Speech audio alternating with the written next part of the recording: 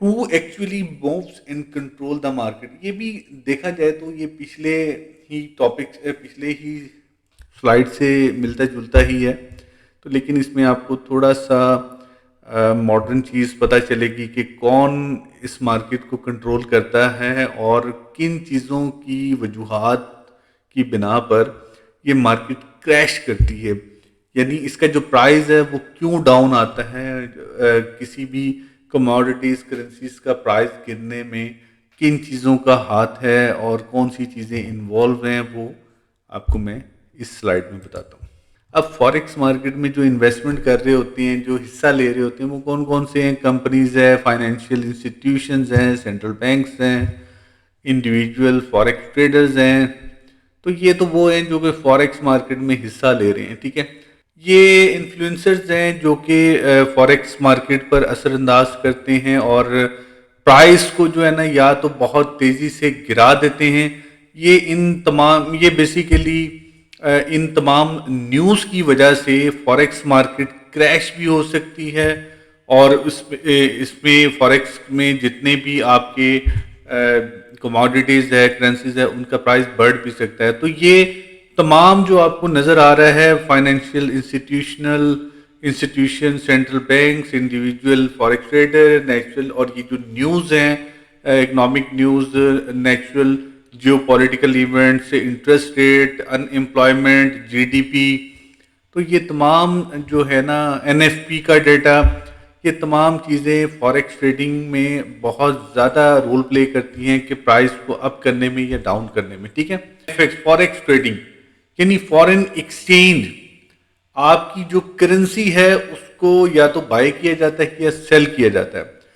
Currency exchange इन forex market में UST के through, UST अगर फॉर एग्जांपल आपको पता है कि यूएसटी पूरी दुनिया में एक बहुत बड़ी वैल्यू रखती है। यूएसटी पूरी दुनिया में जो ट्रेड हो रही है, अदर करेंसीज तो है ही है, लेकिन यूएसटी इंटरनेशनल करेंसी है जो कि पूरी दुनिया में एक बादशाह की हैसियत रखती है। यानी पूरी दुनिया में इसका जो हुजम है वो बाकी करेंसीज की निस्बत बहुत ज़्यादा है। अगर पूरी दुनिया में 100% यानी 100% अगर करेंसी है तो उसमें 64 to 70% जो करेंसी है वो सिर्फ यूएसटी यूज हो रही है, ठीक है। बाकी के जो 30 to 40 के बिटवीन जो करेंसी परसेंटेज है वो उसमें यूरो भी है और बाकी अदर करेंसीज हैं, जितनी भी पूरी दुनिया की करेंसीज हैं। खाली यूएसटी 60+ यानी 60 to 70 के बिटवीन एक परसेंटेज रखता है जो पूरी दुनिया पे बाकी करेंसियों की निस्बत हावी है, ठीक है। तो हम फॉरेक्स मार्केट में करते क्या हैं कि अदर करेंसी को देकर, अदर करेंसी को सेल करके यूएसडी बाय कर लेंगे, या अदर करेंसी को बाय करते हुए यूएसडी सेल कर देंगे।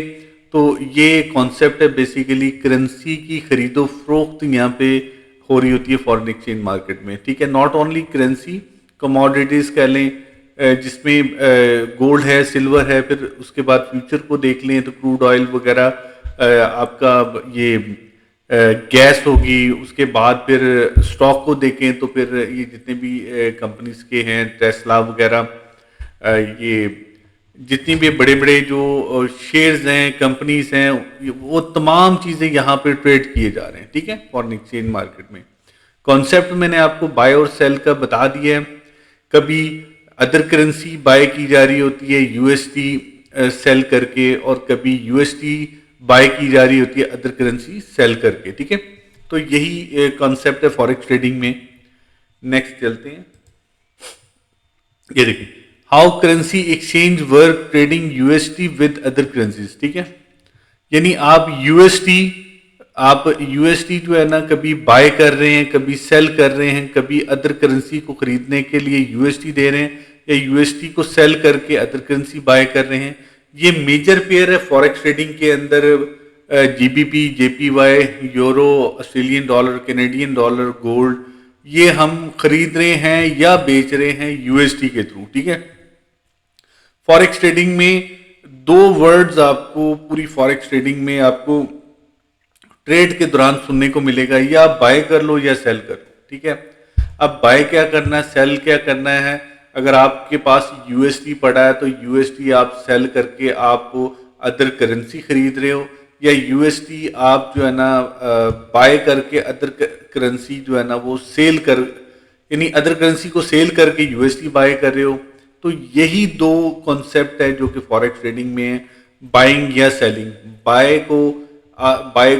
बाय की डिफरेंट टर्मिनोलॉजीज है। बाय को बुल्स भी कहते हैं, बाय को बुलिश भी कहते हैं, ठीक है।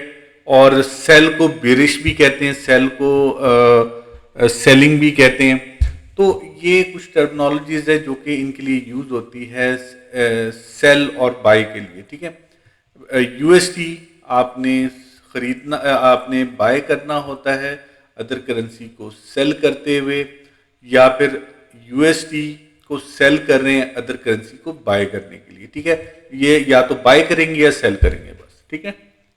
अब इसको मैं आपको करके भी बता देता हूँ थोड़ा सा एक्सेल की फाइल में कि ये किस तरह बाय सेल वगैरह का कॉन्सेप्ट है। अब ये देखिए ये मेजर करेंसीज है। अब यहाँ पे ये यूएसडी का ग्राफ है, ठीक है। इसी तरह ये पाउंड का ग्राफ है जीबीपी यूएसडी का, इसी तरह ये यूरो यूएसडी का ग्राफ है, ये यूएसडी जेपीवाई का है। अब इसमें फॉरेक्स ट्रेडिंग में होता क्या है, बेसिकली कॉन्सेप्ट क्या है, ठीक है। कभी कोई करेंसी का रेट बढ़ता है, फॉर एग्जांपल अभी ये यूएसडी 1500 लिखा है ना, तो यहाँ पे अगर आप 2500 करेंगे तो इसका ऑटोमेटिकली जो ग्राफ है ना जीबीपी का, ये ऊपर चला जाएगा, ये देखें, ठीक है। फिर अगर आप इसको यहाँ पे गोल्ड को आप 5000 करने हैं तो गोल्ड का ग्राफ ऊपर चला जाएगा। यानी फॉरेक्स ट्रेडिंग में इसी तरह एक दूसरे की जो रेट है वो तब बढ़ रहे होते हैं जब उसके अंदर इन्वेस्टमेंट हो रही होती है, ठीक है। ये आपको समझाने का मकसद ये है कि जो इन्वेस्टर और ब्रोकर यानी इंस्टीट्यूशनल जो इन्वेस्टर है, जो बड़े बड़े मगरमच्छ हैं, ठीक है, मार्केट मेकर जिन्हें कह सकते हैं, वो क्या कर रहे होते हैं, वो अपनी मर्जी से मार्केट को रोटेट कर रहे होते हैं, मूव कर रहे होते हैं। किसी भी करेंसी कमोडिटीज का जो प्राइस है उसको हाई लो करने में उनका बहुत बड़ा रोल होता है, ठीक है।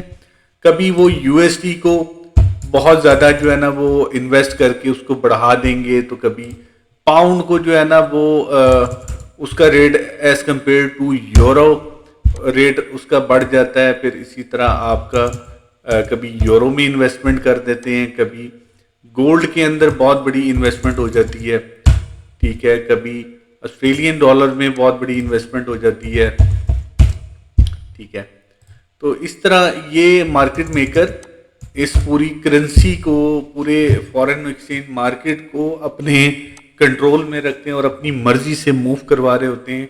यानी एक तो उनके पास बहुत बड़ी इन्वेस्टमेंट होती है, वो जिस करेंसी में, जिस पेयर में, जिस स्टॉक में इन्वेस्ट करेंगे उसका प्राइस बढ़ जाएगा। और छोटे छोटे जो रिटेलर्स होते हैं वो फिर क्योंकि कम इन्वेस्टमेंट की वजह, जो छोटे छोटे जो रिटेलर होते हैं वो कम इन्वेस्टमेंट की वजह से उनको लॉस होने के चांसेस ज़्यादा होते हैं। और असल गेम जो होती है वो इन्वेस्टर, ये जो बड़े बड़े इन्वेस्टर हैं, इंस्टीट्यूशनल इन्वेस्टर वगैरह, मार्केट मेकर, ये ज़्यादातर मार्केट को अपनी मर्जी के मुताबिक रोटेट कर रहे होते हैं, ठीक है। तो आई थिंक ये सिर्फ आपको समझाने के लिए एक मैंने एक्सेल में ग्राफ ड्रॉ किया, जिसमें आपको यहाँ पे सिर्फ आपका कॉन्सेप्ट क्लियर करने के लिए कि फॉरेक्स मार्केट में इन्वेस्टर कहाँ कहाँ इन्वेस्ट करता है, तो उससे करेंसी को क्या इफ़ेक्ट होता है, किस तरह रेज इंक्रीज होता है, डिक्रीज होता है। तो ये सारी चीज़ें इसी कॉन्सेप्ट के तहत चल रही होती है।